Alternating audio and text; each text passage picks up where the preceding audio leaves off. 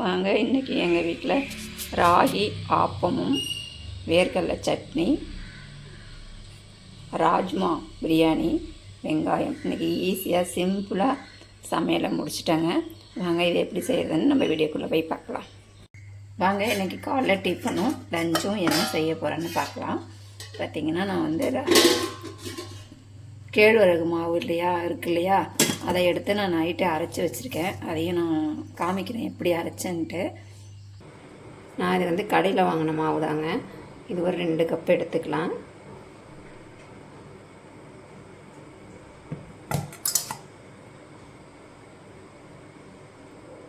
ராகி மாவு இது கூட சேர்த்துக்கலாம். கேழ்வரகு மாவுங்க இன்னொரு கப்பு கொட்டிக்கலாம். பார்த்திங்கன்னா 1 கப்பு வந்து 250 கிராம். நீங்கள் எந்த கப்பால் எடுக்கிறீங்களோ அந்த கப்பால் அளந்துக்கோங்க. நான் 2 கப்பு இதால் எடுத்திருக்கேன்.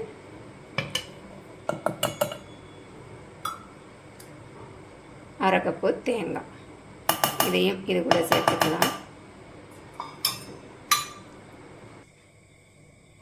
தண்ணி ஊற்றி அரைச்சிக்கலாம். ஃபஸ்ட்டு நான் 1 கப்பு தண்ணி ஊற்றி அரைச்சிக்கிறேன். இன்னொரு கப்பு பிடிச்சி வச்சுக்கலாம்.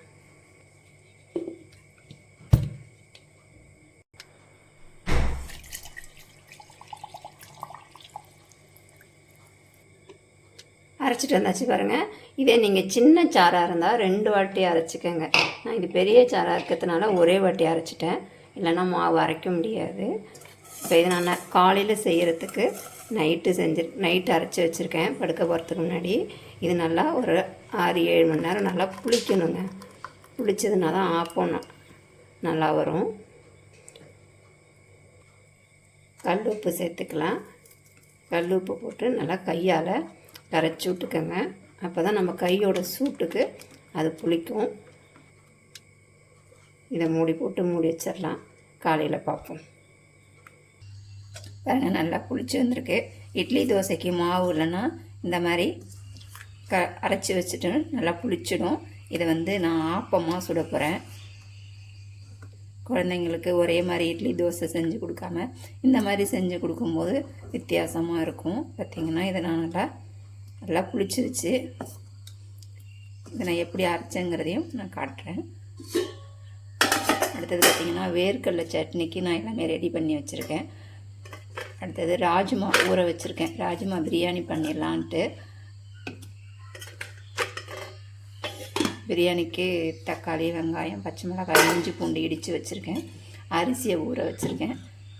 இது தேங்காய், அது வெங்காயம். தயிர் பச்சடிக்கு, இது பார்த்திங்கன்னா சட்னிக்கு. வாங்க இதை எப்படி செய்கிறதுன்னு பார்ப்போம். நம்ம பிரியாணிக்கு ஃபஸ்ட்டு பிரியாணியை தாளித்து இன்னொரு அடுப்பில் வச்சுட்டு அடுத்தது சட்னி இதெல்லாம் பார்த்துக்கலாம். ஒரு 2-3 ஸ்பூன் அளவுக்கு நெய் விட்டுக்கலாம் பிரியாணிக்கு. அது கூடவே எண்ணெய் சேர்த்துக்கலாம்.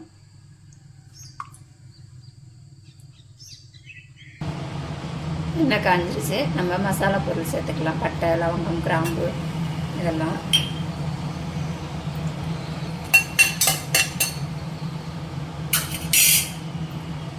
கூடவே ஒரு 4 முந்திரி பருப்பு இருந்தால் சேர்த்துக்கோங்க.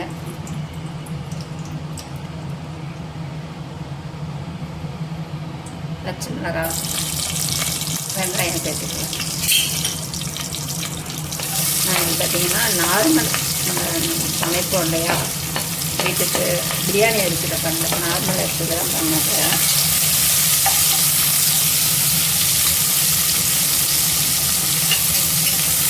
பூண்டு தட்டி வச்சுருக்கேன். இதையும் சேர்த்துக்கலாம். உங்கள்கிட்ட பேஸ்ட்டாக இருந்தால் கூட நீங்கள் அதை சேர்த்துக்கோங்க.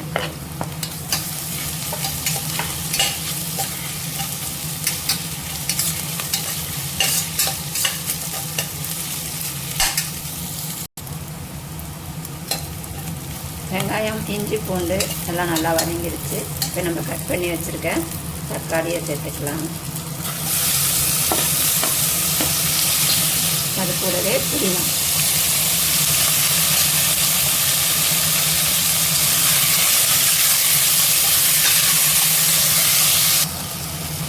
தக்காளி நல்லா வதங்கிடுச்சு.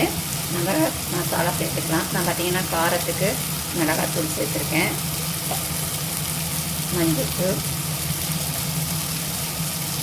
கரம் மசாலா, கலருக்காக காஷ்மீர் சில்லி இதையும் சேர்த்துக்கலாம்.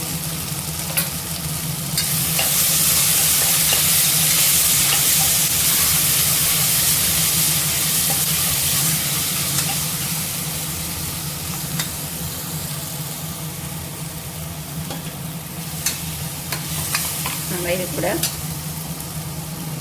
ஊற வச்சுருக்க ராஜு மாவை சேர்த்துக்கலாம்.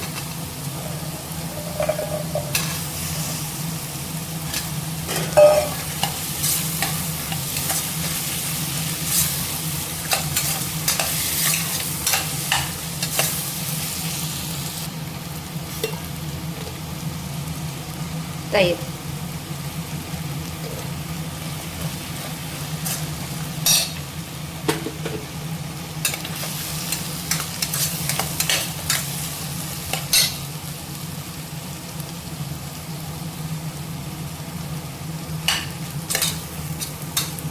இப்போ நம்ம ஊற வச்சுருக்க அரிசியை இது கூட சேர்த்துக்கலாம். நான் பார்த்திங்கன்னா இன்றைக்கி நார்மல் அரிசி நம்ம எப்பயுமே சமைப்போம் இல்லையா, அந்த அரிசி தான் ஊற வச்சுருக்கேன்.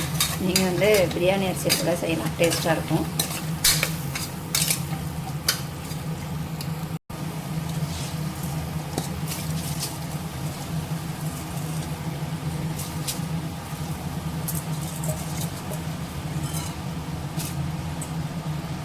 தண்ணி சேர்த்துக்கலாம். நான் பார்த்திங்கன்னா ஒரு கிளாஸுக்கு 2.5 கிளாஸ் தண்ணி ஊற்றிக்கிறேங்க. ஏன்னா நம்மளுடைய அரிசியை பொறுத்து இருக்குது. நான் இதால் 1.5 கிளாஸ் அரிசி எடுத்திருக்கேன். அதுக்கு தகுந்த அளவுக்கு நான் தண்ணி ஊற்றிருக்கேன். நீங்கள் எடுக்கிற கிளாஸை பொறுத்து அரிசியை பொறுத்து தண்ணி ஊற்றிக்கங்க.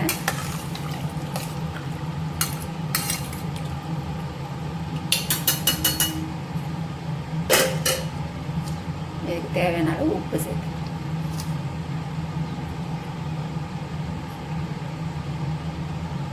கிளறி விட்டு மூடி வச்சு ஒரு 4 விசில் விட்டுக்கலாம்.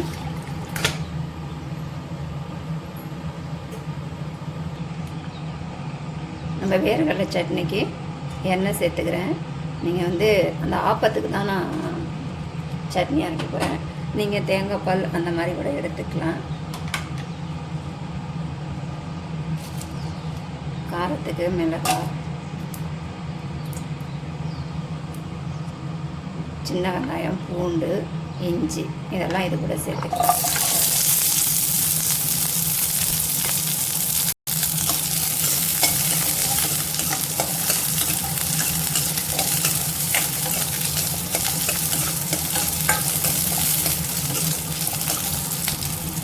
எல்லாம் வதங்கிடுச்சு. இது கூட தேங்காய் சேர்த்துக்கிறேன். நான் வேர்க்கடலையை அரைச்சிட்டு பிறகு நம்ம அரைச்சிக்கலாங்க. இப்பயே போட்டு அரைச்சோம்னா, வதக்கிட்டு அரைச்சோம்னா எல்லாம் ஒன்றா நம்மளுக்கு வழவழன்னு ஆகிடும். அதனால் இது ஏற்கனவே வறுத்து தோல் உரித்து தான் வச்சுருக்கேன். அதனால் நான் இதெல்லாம் அரைச்சிட்டு லாஸ்ட்டாக இதை கொட்டி ஒரு 2 சுற்று சுற்றினா போதும், நம்மளுக்கு சட்னி ரெடி ஆகிடும். இது வந்து ரொம்ப வேர்க்கடலை ரொம்ப நைஸாக அரைச்சோம்னா டேஸ்ட்டு மாறும். கொஞ்சம் குறப்பாக அரைச்சிக்கலாம். அதனால் லாஸ்ட்டில் போட்டு அரைச்சிக்கோங்க. அவ்வளோதான், இதுவும் ரெடி ஆகிடுச்சு. இதை ஆற வச்சு நம்ம அரைச்சிக்கலாம். இப்போ நம்ம ஆப்பம், கேழ்வரகு ஆப்பம் சுட்டுக்கலாம். மாவை நல்லா கலக்கி விட்டுட்டு கடாய் சுடாயிடுச்சு. நான் ஃபஸ்ட்டு எண்ணெய் தேய்க்கல.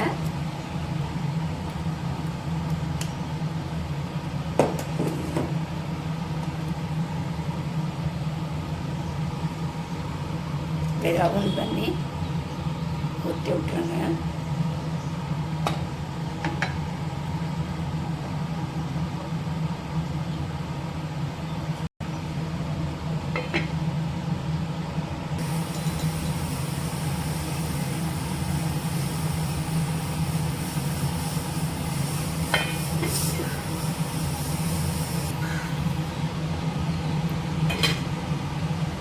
அவ்வளோதாங்க, கேழ்வரகு ஆப்பம் ரெடி ஆகிடுச்சு. நீங்கள் பாருங்கள் எவ்வளோ அழகாக இருக்குன்னு. இதில் நான் ஆப்ப சோடா சேர்க்கலைங்க. நீங்கள் வேணால் ஆப்ப சோடா சேர்க்கறனா சேர்த்துக்கங்க. இதோட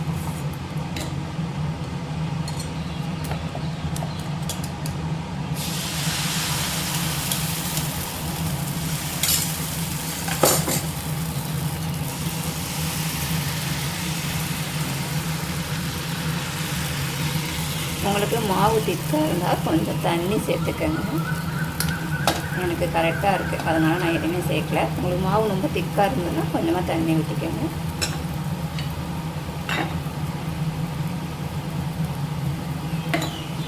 மூடி போட்டு வேக வச்சுக்கணும். இது வந்துருச்சு, இதை எடுத்துக்கலாம். நல்லா சூப்பராக வந்துருக்குதா. சட்னிக்கு எல்லாமே ரெடி பண்ணிட்டோம் இல்லையா. இது கூட கல் உப்பு, கொஞ்சமாக பொடி, இதை ஃபஸ்ட்டு அரைச்சிட்டு வந்துடலாம். எங்கள் மூடியை காணும்.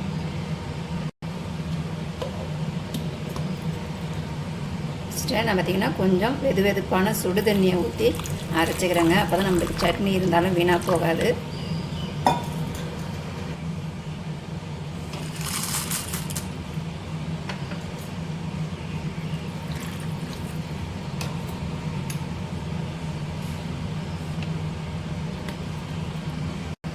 அவ்வளோதாங்க, சட்னி ரெடி ஆகிடுச்சு. இதை ஊற்றிக்கலாம்.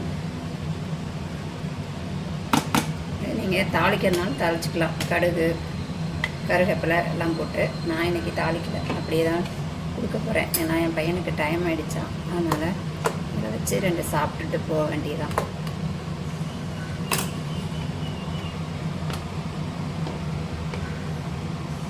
அவ்வளோதான்,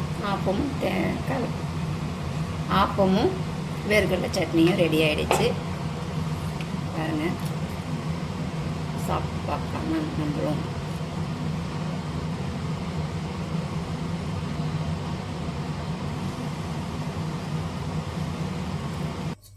அவ்வளோதாங்க, பிரியாணி ரெடி ஆகிடுச்சு. மேலே கொத்தமல்லி தூவி இறக்கிக்கலாம், கிளறிக்கலாம். பாருங்கள், சூப்பராக வந்திருக்கு. இன்றைக்கி அவ்வளோதாங்க, எங்கள் வீட்டில் லஞ்சும் டிஃபனும். காலைல டிஃபனும் லஞ்சும் இது தான். வீடியோ பிடிச்சிருந்தா லைக் பண்ணுங்கள், ஷேர் பண்ணுங்கள், கமெண்ட் பண்ணுங்கள், மறக்காமல் சப்ஸ்கிரைப் பண்ணுங்கள். இன்னொரு வீடியோவில் சந்திப்போம். டாட்டா பாய்.